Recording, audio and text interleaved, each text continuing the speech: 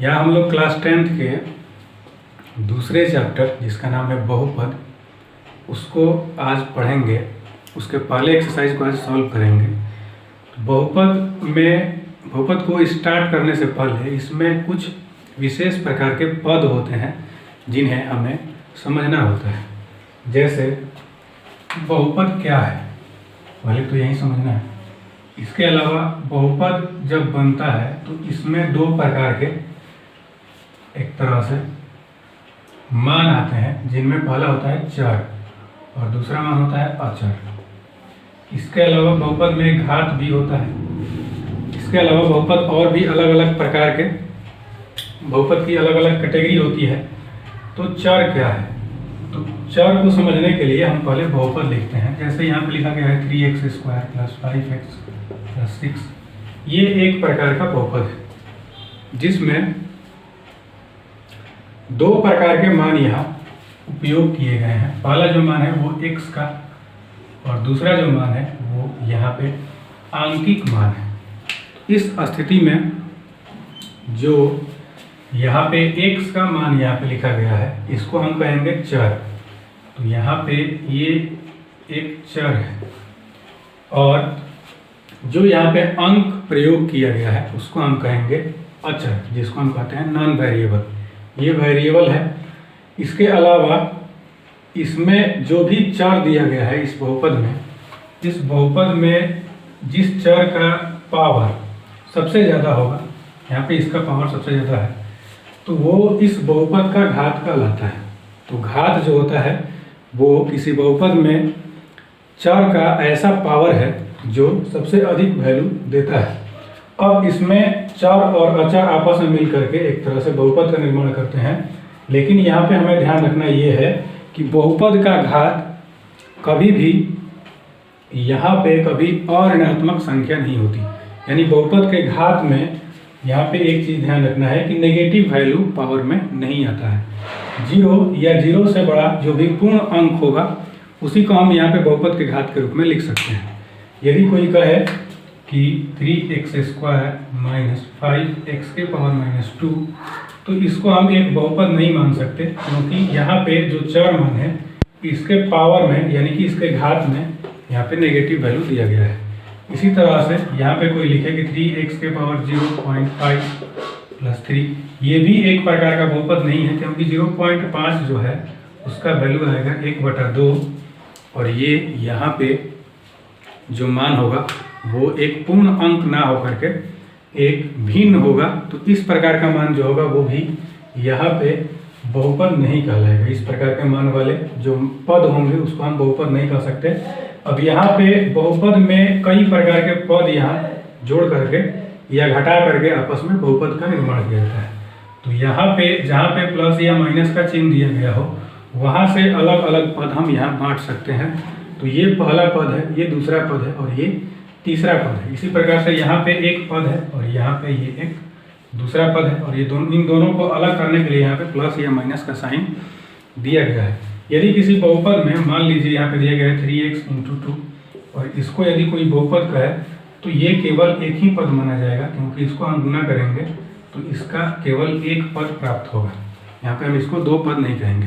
तो बहुपद के जो भी पद होते हैं वो चर और अचर दोनों मानों के मिलने से बनते हैं और अलग अलग प्रकार के पदों को अलग अलग करने के लिए हम यहाँ पे प्लस या माइनस का चिन्ह इनके बीच में दे देते हैं। प्लस या माइनस के चिन्ह के अलावा यदि हम गुना या भागा का चिन्ह देते हैं तो यहाँ पे दोनों पद एक ही माने जाते हैं।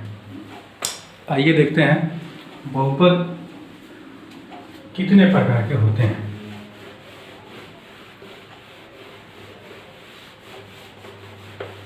तो यहाँ पे बहुपद के प्रकारों को यदि हम देखें, टाइप्स ऑफ पॉलिनोमियल्स, तो यहाँ पे पहला जो बहुपद आता है उसको हम कहते हैं रैखिक बहुपद।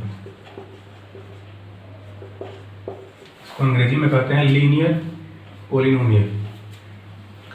रैखिक बहुपद की मुख्य विशेषता ये होती है कि इस प्रकार के बहुपद के जो घात होते हैं, जैसे यहाँ पे लिखा गया है 3x + 2, यदि हम इसका घात निकालें या मान लीजिए यहाँ पर दिया है 4x + 3 या x + 5, तो ये अलग अलग प्रकार के तीन पॉलिनोमियल्स यहाँ पे लिखे गए हैं। ये पहला है, ये दूसरा है और ये तीसरा है।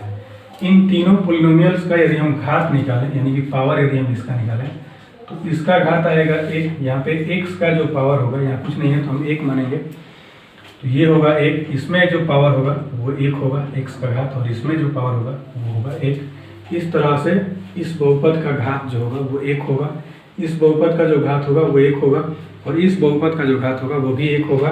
तो घात 1 वाले जो भी बहुपद होते हैं उसको हम रैखिक बहुपद कहते हैं।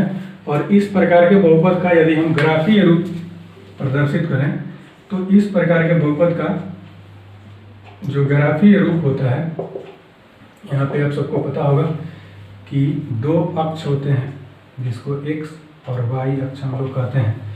इस प्रकार के बहुपद का यदि हम कभी भी ग्राफ खींचें तो वो एक सीधी रेखा होती है जो कहीं से भी जा सकती है। तो इस तरह से रैखिक बहुपद जो भी होता है, यदि हम उसको ग्राफीय रूप से प्रदर्शित करें तो रैखिक बहुपद का जो ग्राफीय रूप होता है वो एक सीधी रेखा होता है, और सीधी रेखा को होने की वजह से हम इसको रैखिक बहुपद कहते हैं। इसके अलावा यदि कोई बहुपद ऐसी दी गई हो, जैसे मान लीजिए यहाँ पे एक बहुपद दिया गया है 3x² + 5x + 2। अब इस बहुपद में यदि हम देखें तो यहाँ पे इस चर का जो पावर आया हुआ है वो यहाँ पे आया हुआ है 2। तो इस बहुपद का जो घात होगा, यहाँ पे ध्यान रखना ये है कि जो भी चर वैल्यू होगा उन सब में जिस चर वैल्यू का पावर सबसे ज़्यादा होगा वही इस बहुपद का घात कहलाएगा। तो यहाँ पे इसका जो पावर दिया गया है वो दिया गया है 2। उस स्थिति में यहाँ पे इस पूरे बहुपद का जो घात होगा वो यहाँ पे 2 होगा। तो इसको हम रैखिक बहुपद नहीं कह सकते, क्योंकि रैखिक बहुपद में ध्यान रखना ये है कि इसके जो घात होते हैं वो हमेशा 1 होते हैं। अब इसमें रैखिक बहुपद के अलावा यहाँ पर हम इसका उदाहरण लिख सकते हैं, जैसे x + 2, 3x + 5। इस प्रकार के जो भी बहुपद होंगे वो हमारे पास रैखिक बहुपद कहलाएंगे। अगला इसमें दिया है द्विघात बहुपद। तो द्विघात बहुपद जो होगा, जिसको हम लोग क्वाड्रेटिक पोलिनोमियल कह सकते हैं, तो द्विघात बहुपद में यहाँ पे ध्यान रखना ये है कि इस प्रकार के बहुपद का जो घात होता है पूरे बहुपद का वो यहाँ पे 2 होता है। अब जैसे यहाँ पे हम लिखा हुआ है या x² + 2 या 3x² + 5 या -5 मान लीजिए। तो इस प्रकार के जो भी बहुपद होंगे उसको हम द्विघात बहुपद कहेंगे, क्योंकि इस प्रकार के बहुपद का जो इसका यदि हम घात निकालें तो ये 2 आएगा, इसका यदि हम घात निकालें तो ये 2 आएगा, इसका यदि हम घात निकालें तो ये 2 आएगा। इस तरह से हम इस बहुपद को द्विघात बहुपद यहाँ पे कहेंगे। तो द्विघात बहुपद की परिभाषा ये है कि कोई ऐसा बहुपद जिसका घात 2 हो उसको हम द्विघात बहुपद कहते हैं। इसके अलावा इसमें तीसरा जो बहुपद होता है वो यहाँ पे होता है त्रिघात बहुपद।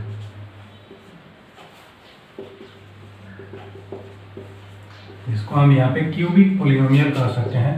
तो कोई भी ऐसा बहुपद, जैसे मान लीजिए 3x³ + 5x² + 6x + 2 या x³ + 5x³ - 7, इस प्रकार के जो भी बहुपद होंगे उसको हम यहाँ पे त्रिघात बहुपद कहेंगे, क्योंकि इन बहुपदों में जो सबसे अधिक पावर यहाँ पे आ रहा है वो यहाँ 3 आ रहा है।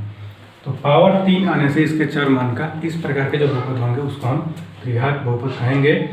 और रैखिक बहुपद जो होता है वो उसका जो ग्राफ होता है वो सीधी रेखा होता है, लेकिन यदि हम द्विघात बहुपद और त्रिघात बहुपद के यदि हम ग्राफीय रूप में इसको रिप्रेजेंट करें तो उस स्थिति में यहाँ पे द्विघात जो बहुपद होगा या त्रिघात बहुपद होगा उसका ग्राफ अब सरल रेखा ना होकर के वक्र रेखा होगा, जो x अक्ष को यहाँ पे उतनी बार काटेगा। तो ये 3 प्रकार के मुख्य रूप से बहुपद थे। इसके अलावा इन बहुपदों के शून्यक को भी हम निकाल सकते हैं, जिसको हम लोग 0 कहते हैं। शून्यक जो होता है वो किसी भी बहुपद का हल होता है। जैसे अब यहाँ पे इस बहुपद का यदि हमें शून्यक निकालना हो तो इसके बराबर 0 कर देंगे और इससे x का वैल्यू जो निकालेंगे वो आएगा -2, जो इस बहुपद का, ये जो बहुपद दिया गया था, इस बहुपद का एक शून्यक कहलाएगा। इसी प्रकार से यदि हम द्विघात बहुपद का शून्यक निकालें तो उसको गुणनखंड करके हमें निकालना पड़ता है। त्रिघात बहुपद का भी शून्यक गुणनखंड विधि द्वारा हम निकाल सकते हैं। यहाँ पे ध्यान देने वाली बात यह है कि रैखिक बहुपद जो भी होंगे उसके यदि हम यहाँ पे शून्यक निकालें तो रैखिक बहुपद का शून्यक केवल एक होता है।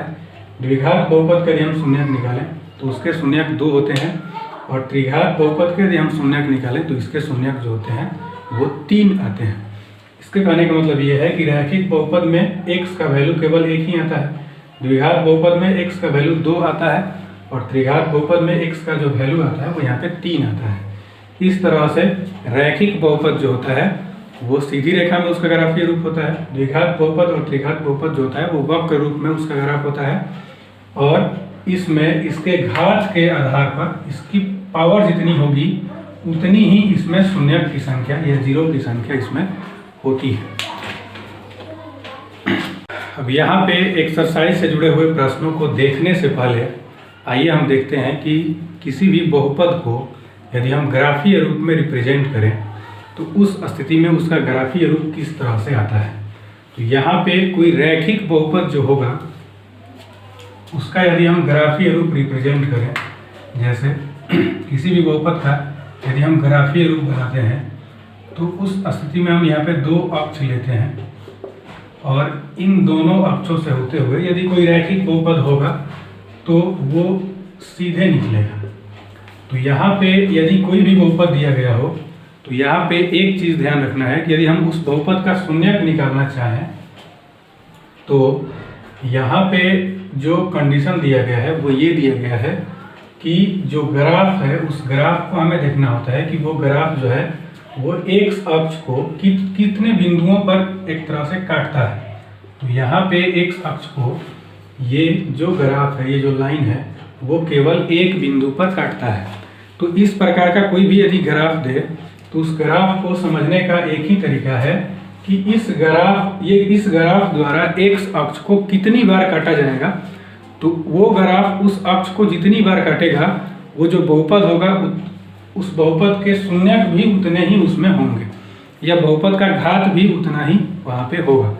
इस स्थिति में यदि हमें निकालना हो कि यहाँ पे एक ग्राफ है जो किसी बहुपद का एक ग्राफ है, इस ग्राफ से जो बहुपद जिस बहुपद का ये ग्राफ खींचा गया है उस बहुपद के शून्यक कितने हैं। तो यहाँ पे इस ग्राफ से हम केवल ये देखते हैं कि ये जो ग्राफ है वो x अक्ष को कितने बिंदुओं पर काट रहा है। तो ये केवल एक बिंदु पर काट रहा है। तो ये जिस बहुपद का ग्राफ खींचा गया है उस बहुपद का यदि हम शून्यक निकालें तो यहाँ पे शून्यक की संख्या जो होगी वो यहाँ पे 1 होगी। इसी तरह से मान लीजिए यहाँ पे हमारे पास कोई ग्राफ दिया गया हो जिसमें इस ग्राफ को इस तरह से मान लीजिए यहाँ पे खींचा गया हो। तो इस ग्राफ द्वारा x अक्ष को कितने बिंदुओं पर काटा जा रहा है। तो यहाँ पे एक बिंदु है, यहाँ पे एक बिंदु है, और यहाँ पे एक बिंदु है। इस तरह से हम देखें तो ये जो ग्राफ है वो ग्राफ x अक्ष को केवल यहाँ पे x अक्ष को देखना है। x अक्ष को यहाँ पे कितने बार काट रहा है या कितने बिंदुओं पर काट रहा है। तो ये 3 बिंदुओं पर काट रहा है, इसलिए ये जिस बहुपद का ग्राफ यहाँ पे खींचा गया है उसका शून्यक जो होगा वो यहाँ पे होगा 3। इसी तरह से मान लीजिए यहाँ पे हमारे पास एक ग्राफ दिया गया है। अब ये एक ऐसा ग्राफ है जो केवल यहाँ पे एक अक्ष को टच कर रहा है और टच करने के बाद यहाँ से चला जा रहा है। तो ये एक ऐसा ग्राफ है जो केवल x अक्ष को यहाँ पे टच कर रहा है। तो x अक्ष को टच करने वाला जो ग्राफ होगा या किसी भी अक्ष को जब कोई ग्राफ इस तरह से टच करता है तो टच करने का मतलब ये है कि वो उसको केवल एक बार काट रहा है। इस स्थिति में इसका जो शून्यक होगा वो यहाँ पे हो जाएगा 1। अब यहाँ पे एक्सरसाइज 2.1 से जुड़े प्रश्नों को यदि हम देखें तो यहाँ पे इन सब ग्राफों का हमें शून्यक निकालना है। तो ये पहला ग्राफ जो है वो x अक्ष को देखना है कितनी बार काट रहा है। तो ये x अक्ष के समानांतर है, उस स्थिति में x अक्ष को ये एक भी बार नहीं काट रहा है। तो इस ग्राफ का जो शून्यक आएगा या ये ग्राफ जिस बहुपद का होगा उस बहुपद का शून्यक जो होगा वो यहाँ पे आएगा 0। इसी तरह से ये जो ग्राफ खींचा गया है ये ग्राफ देखना है कि x अक्ष को कितने बिंदुओं पर काट रहा है। तो ये ग्राफ केवल x अक्ष को एक बिंदु पर काट रहा है, इस स्थिति में ये जिस बहुपद का ग्राफ खींचा गया होगा उस बहुपद का शून्यक जो होगा वो केवल 1 होगा, और ये वाला जो ग्राफ है वो यहाँ पे x अक्ष को 3 बिंदुओं पर काट रहा है। तो इसके जो शून्यक होंगे उसके शून्यक जो यहाँ होंगे वो यहाँ होंगे 3, क्योंकि ये इस ग्राफ को 3 अलग अलग x अक्ष के बिंदुओं पर काट रहा है। यहाँ पे y अक्ष के बिंदुओं को निर्धारित नहीं किया जाता, केवल x अक्ष के बिंदुओं को यहाँ पे देखा जाता है। इसके अलावा और भी 3 इसी एक्सरसाइज में ग्राफ है जिसको आप लोग इस विधि के द्वारा हल करके उसके शून्यक को बता सकते हैं कि उस प्रकार के ग्राफ में शून्यकों की संख्या कितनी होगी।